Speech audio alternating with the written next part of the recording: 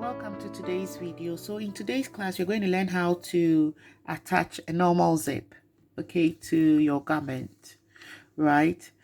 And for that you have to use your zipper foot. So this is the zipper foot and this is our normal foot for stitching our general stitches. So you're going to change it from this to that, okay? The zipper foot, you would see that it has a groove in, so you attach one side first, and when you finish stitching you can switch it over and then attach this bit and stitch it on that side. You get to know what I mean as we carry on, right? And I would like to say that if you've not already subscribed to our channel, that you subscribe and hit on the notification bell so that you'll be notified when a new video is uploaded. If you've been with us for a while, I'd like to say thank you very much and thank you for sticking by. So I've gone ahead to prepare fabric where we will be attaching our zip, right? So your zip can be at the back of your garment, the side, the front, wherever you want to put it. But usually people tend to think that the zipper is the last or part of the last things to do when you are doing a garment. I actually think that is part of the first or second things you do when you're stitching a garment, depending on exactly what you're doing, right? So if I was going to be attaching this zip to the back of a garment, I'm going to have to do the zip first before I finish my neckline. In the same way, if I was going to attach it to a skirt, I'm going to have to fit in my zip before I finish off the band of the skirt, right? So that the messy bit will all be hidden out of the way. So this is a normal zip, and we'll try and do an invisible zip too as well. So the people tend to get confused by the normal zip and the invisible zip. So for the normal zip, the zipper teeth, where the zipper teeth shows, that tends to be the right part of the zip. For the invisible zip, this side tends to be the right side of the zip. So you have your zip, your puller, your zip puller coming here. So instead of seeing the back side of it, you rather actually be seeing the front side of your zipper puller, but your zipper teeth will be hidden out of the way. So that is what gives it the name invisible. So you actually don't see the zipper teeth. And this is what I mean by the zipper teeth. And this is the zip puller. All right. So that is a puller. This bit is a zip puller. So it's the opposite of your normal zip for the invisible zip, right? So I've gone in to just fold in 1 inch of my fabric, the same here on this side, and then I've run a stitch at the bottom here, as you can see. So this is the left side of my garment and this is the right side of my garment. So let's get on with it. This is how we're going to do it now. Okay, right, usually you use a zip the length of the opening. They have different length: 8 inches, 6 inches, 8 inches, 10, 12, 14, 18, 16, like whatever length you want, that is what you'll be going for. Okay, so for me, what I have now to use as demonstration is quite longer than the piece I'm working on, but we'll still get along with it, right?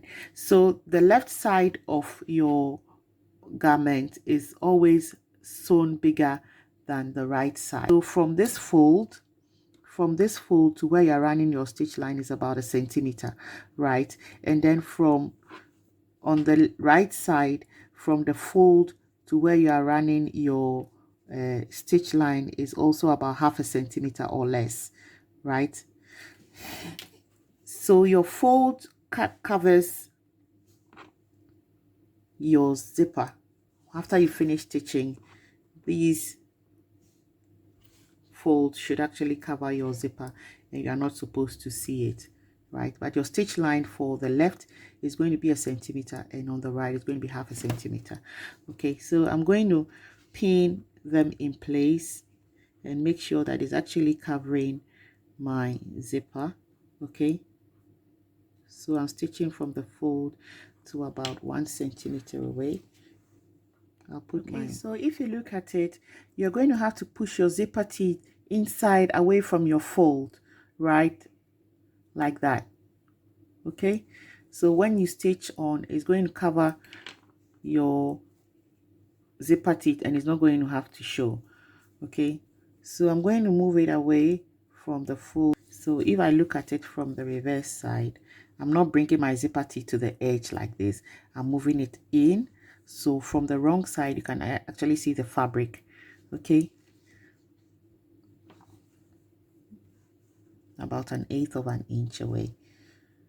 So that is how we are going to stitch. And the top part of my zip, I'm going to fold it down like this, if you can see it, before I run my stitch on top of it. So my zipper foot is here now, and the whole thing is folded. You have to be very gentle with this step. Okay, so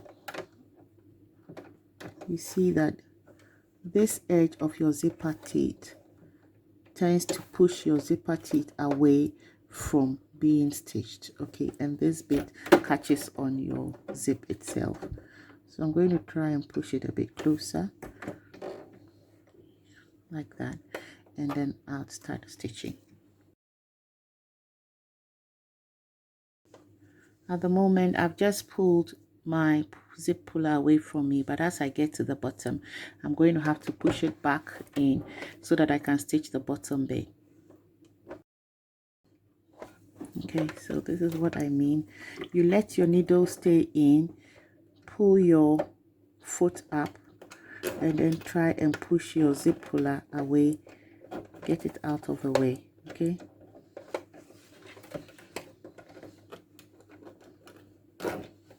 like that. So I'm going to carry on stitching down, and then when I get here, I'm going to cross over, and then we stitch on this end here. Your needle stays in, your foot goes up, you twist it around. Okay, push this down. Okay.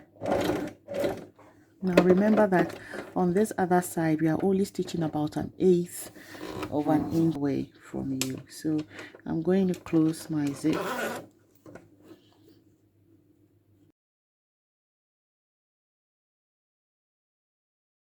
Don't forget that we folded this bit also in, so I'm going to have to fold that bit in as well.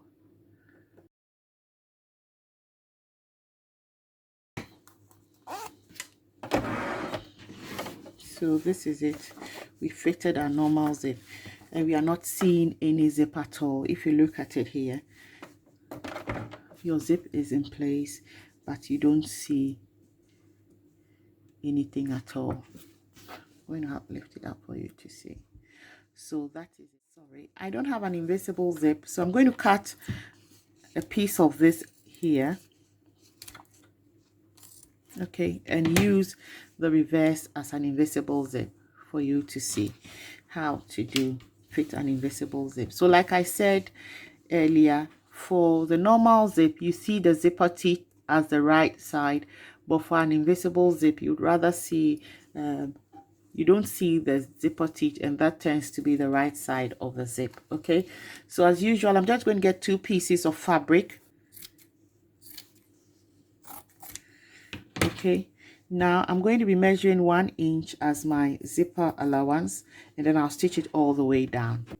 Okay, so let's learn how to do the invisible zip. So for the invisible zip, you also create the place where you want to put your zipper.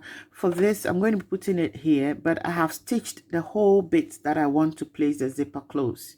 Okay, so there is no opening like I did for the normal zip. I've stitched the whole thing close from top to bottom. You can use a basting stitch, or you can just use a normal stitch. Whatever stitch you use, that's fine. But you're going to take the stitch out in the end. Okay, but before you fit it, you close your whole zip opening with a stitch, right? Open the seam allowance up like I have done. So this is going to be the right side of my zip.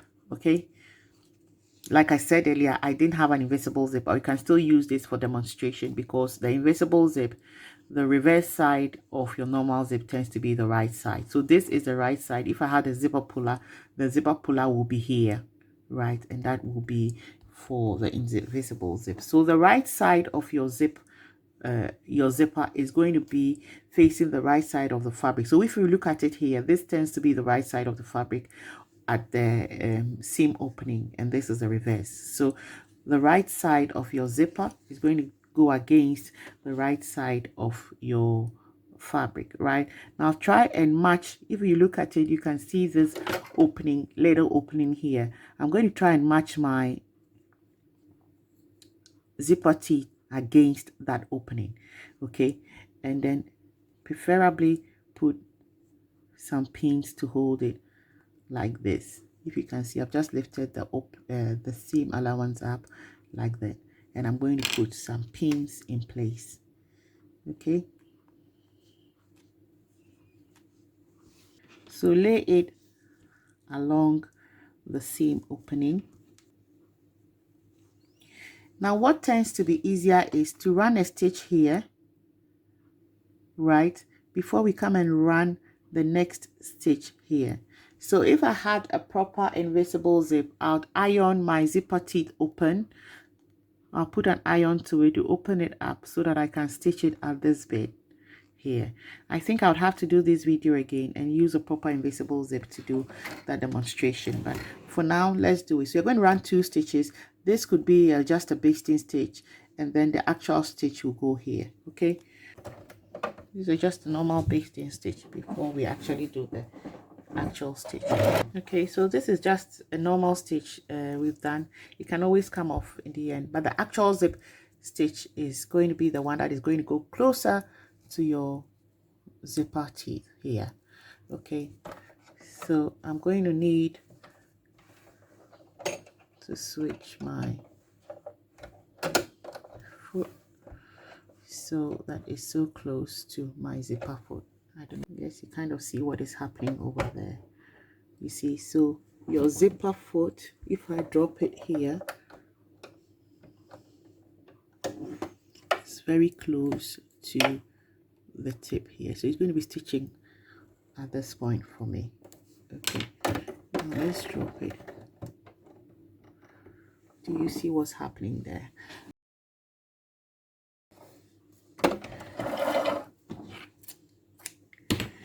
Right, now because this is not an invisible zip, if it was an invisible zip, because the invisible zip curls on itself, so when you iron it opens, it actually opens it up, so you stitch in quite close, it goes quite close to your zipper foot, all right, then this one. So I'm going to go ahead and finish off this end, and then we will try and open it up, and then we'll see what's happening there. But for the invisible zip, this is how to actually fit it. You put the ends of whatever you are stitching close, and then you lay your zipper teeth along that opening. Okay, then you run your first stitch here. That makes it easier to hold your zipper in place. Then after you've ironed your zipper opening, it will be able to stitch into that groove there for you, right? When you finish, you just stitch. For this one, you just stitch straight and straight. You don't have to do any cross anywhere like I did for the normal zip. You remember we had to cross it at the bottom to the opposite side, and no, you don't do that. So rather for this one, what you do is you have to change your zipper foot to the position where you're going to be stitching. Okay, and then you carry on stitching from there. Right, so when you are done with that, you get your seam ripper, and then you rip out these stitches. Okay, you rip out these stitches you put in earlier. Okay, so this is what we have. So this is the normal zip we fitted earlier on. Okay, for the normal zip, and this is for the invisible zip. Now remember, we had not used an actual invisible zip because I didn't have it, so I'd used a normal zip to fit it in place of an invisible zip. So for the invisible zip, you don't see any stitches on the right side of your garment like for the normal zip. You see your stitches there. You don't see any stitches at all for the invisible zip. So we've done 2 zips. Now let's move on to do the big teeth zip. For this one, the teeth of the zip and the puller are left to show. You usually see this type of zip in jackets or in bags, used on bags, the inside pocket of the bag, or even on the outer part of the bag. You can also see it in some of the dresses these days. It's become part of the style in fashion for this type of zip. So let's learn how to do this one, and then that will be it for fitting of zips in this video. Wherever you're going to be attaching your zipper, you're going to draw the length of your zipper teeth, and for my zipper teeth, the length of it is 6 inches. Okay, when I measure from here to here, is 6 inches. So I'm going to draw a line of 6 inches. Then at that point, I'm going to go up 1/4 of an inch up, 1/4 of an inch down, right? So a quarter of an inch up, a quarter of an inch down. You see, so I'm drawing half an inch, but when I place it on the line like that, okay, a quarter of an inch up, a quarter of an inch down. You do the same thing here as well. If you remember how we did the plackets, this is quite similar to doing a placket. So a quarter of an inch up, a quarter of an inch down, you put a line across it like that. Then I'll connect my lines. Okay, I'm going to connect my lines here now.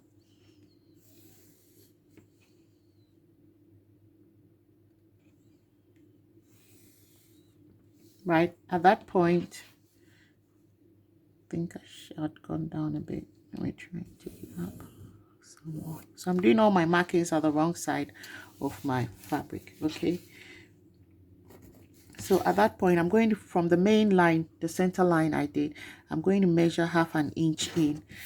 Right, either half an inch, we are working in half inches, is half an inch, or if you're working in centimeter, 1 centimeter. I'm working in inches, so half an inch in. I'll just put a mark point there and do the same at this point as well. Half an inch in from this line coming in. Where is my line?